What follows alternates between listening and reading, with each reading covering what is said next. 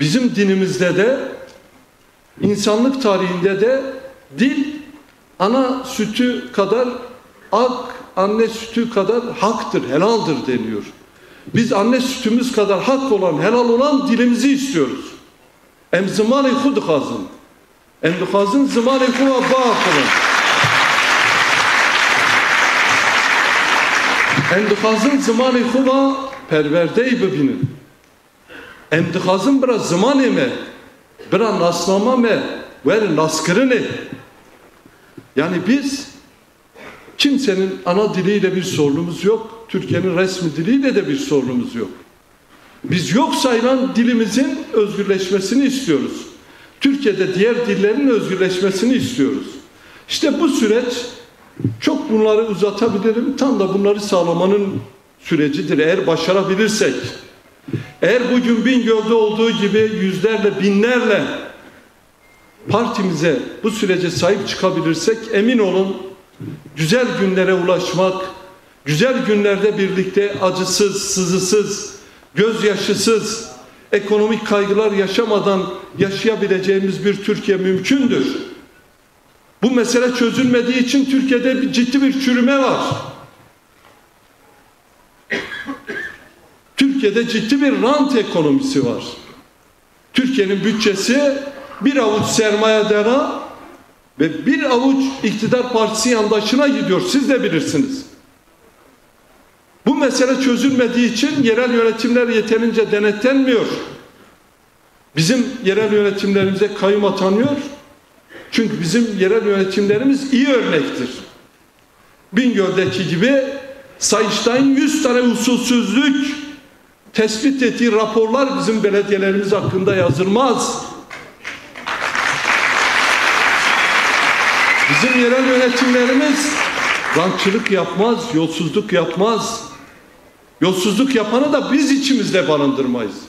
Emin olun bu iktidar, bu devlet bunu bizden daha iyi biliyor. Dolayısıyla bu mesele çözülmediği için ciddi bir çürüme var. Ciddi bir yozlaşma var. Neredeyse en kırsal ilçelerimizde bile uyuşturucu, kriminal işler almış başını gidiyor. Devletimiz maşallah tweet atanla uğraşıyor, hemen buluyor. Koluna kelepçe vuruyor. Düşüncesi açıklayanı hemen buluyor. Muhalifi hemen buluyor, eleştireni hemen buluyor. Ama Bingöl'ün caddelerinde, sokaklarında açık aleni, Ahmet'te ya da diğer kentlerimizde uyuşturucu pazarlayan, uyuşturucu satan, uyuşturucuyu bu coğrafyaya, bu sokaklara bulaştıranları bir türlü bulamıyor. İşte bu sorun çözülürse artık kimsenin düşüncesinden dolayı yargılanmayacağı, içeri atılmayacağı bir zemin olacağı için inşallah o zaman uyuşturucuyla birlikte mücadele edeceğiz. O zaman bu Sayıştay raporlarını alıp önümüze koyacağız. Bingöller olarak belediye diyeceğiz ki bu usulsüzlük niye yapıldı? Bu halkın parası niye çarçur edildi? Bu halkala yıllardır suya niye kavuşmadı? Ya da Kürt illeri yeterince hizmete niye kavuşmadı? Sorularını hep beraber soracağız. Değerli halkımız, çok tarihi günlerden geçiyoruz. 100 yıl önce bu tarihi günleri ıskaladığımız için 100 yıl boyunca acı çektik. 100 yıl boyunca biz direndik, onlar bizi içeri attı, faili meçhul cinayetlere uğrattı, başımıza gelmeyen kalmadı. Şimdi 100 yıl sonra ilk defa tekrar yeniden elimize bir fırsat geçmiş, bir müzakere ve diyalog süreci başlamış. Bu süreci başarıya ulaştırmanın dışında başka bir şansımız yok. Bu süreci benle Pervin Başkan, parlamentodaki grubumuz ve birkaç arkadaşımızla sadece götüremeyiz. Bu süreç sizin sürecinizdir. Ana dilimi istiyorum derseniz masada onun karşılığı olur. Yolsuzluklara hayır derseniz yolsuzluklarla mücadele olur. Çeteleşmeye, uyuşturucuya hayır diyebilirsek durdurabiliriz. Onun için kıymetlisiniz, onun için değerlisiniz. Onun için burada olmanız bizi umutlandırdı, bize umut verdi. Emin olun bu Bingöl'deki tabloyu gördükten sonra biraz daha bilendik. Biraz daha bu tabloyu yaratan Her şeye rağmen bugün bu salonu dolduran halkımıza layık olmak için 7-24 saat durmadan çalışma sorumluluğunun altına girdik. Varsa Siirt Belediyesi'nin bir yolsuzluğu, usulsüzlüğü ki dünya kadar diğer belediyelerin var, Sayıştay raporlarını da anlattım. Tamam, haklısınız ama yoksa yolsuzlukla, usulsüzlükle uğraşın ya. Kürt halkının iradesiyle uğraşmayın. Sandıkla insanlar gelsin, sandıkla gitsin diyor.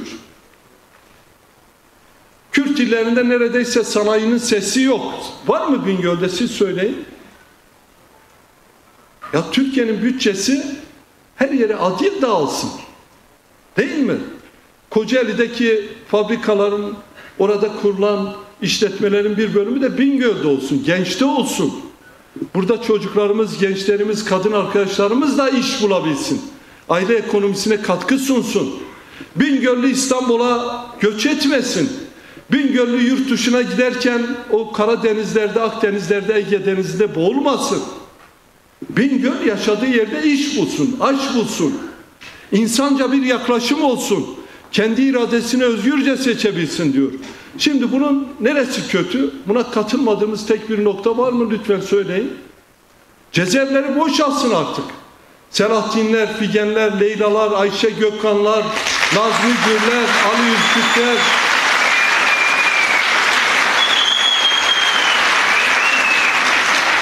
Cezaevleri boşalsın. Artık Kürt'ü cezaevine atmakla yok edemiyorsun, yenemiyorsun, alt edemiyorsun. Artık bunu öğren, bundan dersler çıkarın diyor. Ekonomide adalet olsun. Var mı ekonomide adalet? Türkiye'nin bütçesinin neredeyse yarısı bir avuç firmaya, şirkete ve yandaşlara çalışıyor. Ekonomide adalet olsun. Ekonomi adil, 86 milyon insana işlesin diyor. Bunun neresi kötüdür? Dolayısıyla bu süreç sadece Kürtlerin değil, 86 milyonundur. Bu süreç sadece Kürtleri rahatlatmayacak, 86 milyonu rahatlatacak. Bu süreç sadece bir avuç insanı değil, kadınları, gençleri, o umudunu yitiren gençlere yeniden bir umut olacak. Bu süreç bu ülkede aidiyet bağlarının güçleneceği, Kürt'ün de kendisini eşit yurttaş olarak göreceği, Alevi'nin inancını özgürce yapabileceği, hiçbir milliyetin ve inancın dışlanmadığı bir süreç olsun diyor. Bunlar iyi şeylerdir. Kötü olan şey bunlara karşı çıkmaktır. Biz de bu kötülere karşı çıkacağız. Biz de bu kötüleri unutmayacağız. Biz de bu kötüler yeri zamanı sandık kurulduğu zaman oyumuzla bu kötülerden inşallah bir gün hesap soracağız. Öyle değil mi Bingöllüler? Halk barış diye bağırıyor. Emin olun 2000'in üzerinde toplantı yaptık. Sadece Kürt illerinde değil.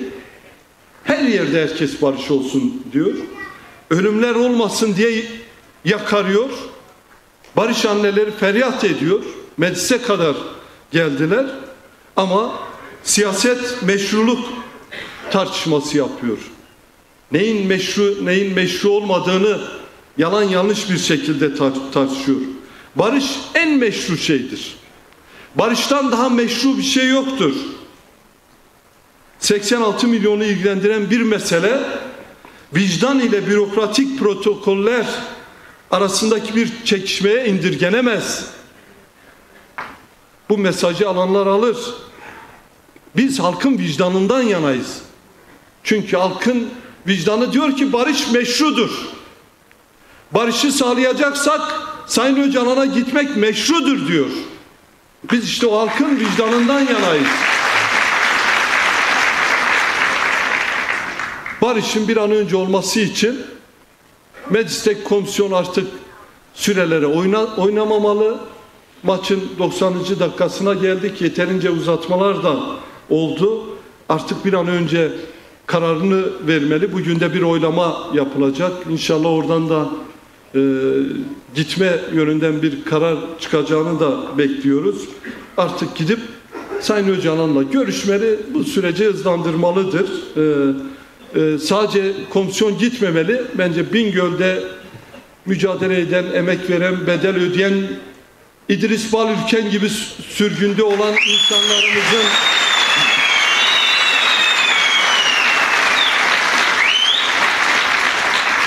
sürgündeki kardeşlerimizin, yol arkadaşlarımızın tekrar kendi topraklarına, ailelerinin yanına dönmelerini sağlayacak bir an önce geçiş yasası dahil olmak üzere demokratik yasaların da artık çıkması gerektiğini belirtmek istiyorum.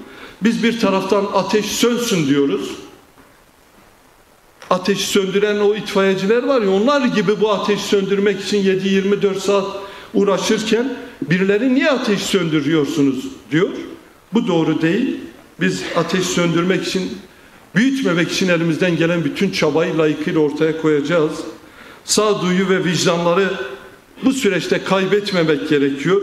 Uzun vadede bu ülkenin geleceğini düşünen herkes bu ateşi söndürmek için, dindirmek için elindeki suyla birlikte bu ateşe doğru koşmalıdır. Koşmayanları da kesinlikle bu ülke yeri ve zamanı geldiği zaman oyuyla gereken cevap vereceğini belirtmek istiyorum. Evet değerli arkadaşlar, biraz sonra sizi de dinleyeceğiz. Pervin Başkan da konuşacak. Biz umutluyuz. 100 yıldır her şeye rağmen ayaktayız. Bu coğrafyada gerçekten çok isyanlar oldu, çok acılar yaşandı. Bingöl'de bu acılardan aslında büyük acılardan kendisine büyük paylar düştü. Artık bunun bitmesini istiyoruz. İnkarın da, isyanın da artık bu topraklardan uzaklaşmasını istiyoruz. Bir daha olmamasını istiyoruz.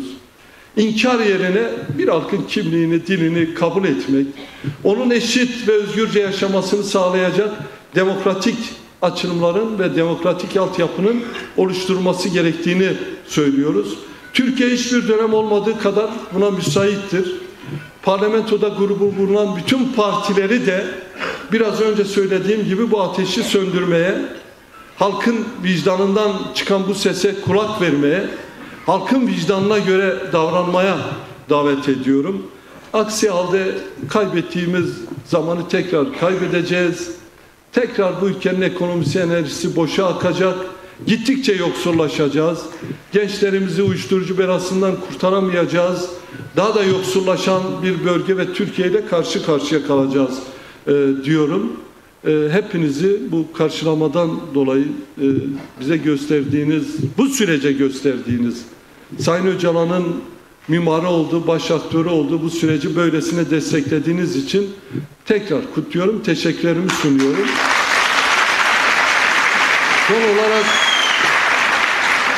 Son olarak Bingöl vicdanlı bir yerdir. 7 Haziran'da burada çok önemli sonuçlar ortaya çıkardı. İnşallah bu süreçte başarıyla devam ederse tekrar Bingöl'den 7 Haziran'ı aşan sonuçlar ortaya koymasını dileyerek selam, saygı ve sevgilerimi iletiyorum. Sağ olun.